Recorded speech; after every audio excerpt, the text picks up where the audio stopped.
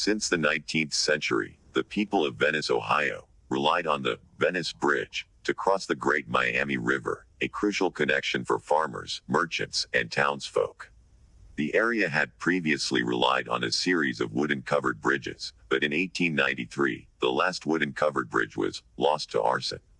For 2 long years, townsfolk were forced to use a ferry, enduring the inconvenience and unpredictability of river travel. In 1895, this changed with the completion of the Venice Bridge, the first steel bridge of its kind in the area. But just 3 years later, disaster threatened to destroy the Venice Bridge. In 1898, heavy rainfall swelled the Great Miami River, creating fierce floodwaters that swept through the region, tearing apart everything in their path. As the waters rose, the Venice Bridge faced a daunting challenge. Logs and debris surged downriver, and one particularly massive log became lodged against the bridge's railing, creating a dangerous pressure point. With each surge of the river, the bridge creaked and groaned under the weight. Introducing Dr. O.W. Butterfield, a man renowned for his courage and quick thinking.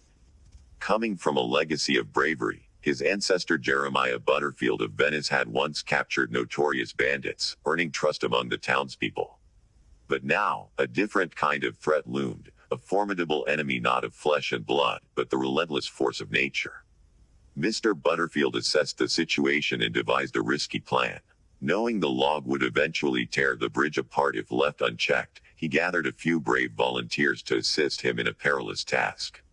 They lowered a local man, James Watson, from the bridge, inching him closer to the massive log, armed with tools, rope, and dynamite.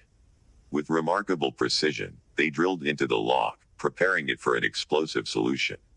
Each moment was filled with tension, as any mistake could prove deadly. Finally, the dynamite was set, and with careful timing, they detonated the charge. The explosion freed the bridge from its burden, and the log broke apart and drifted downstream. The Venice Bridge remained standing, battered but intact.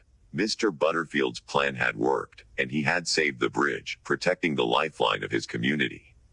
The Venice Bridge would go on to serve the community until its eventual reconstruction in 1990. Today, the story of the Venice Bridge and Mr. Butterfield's heroism lives on.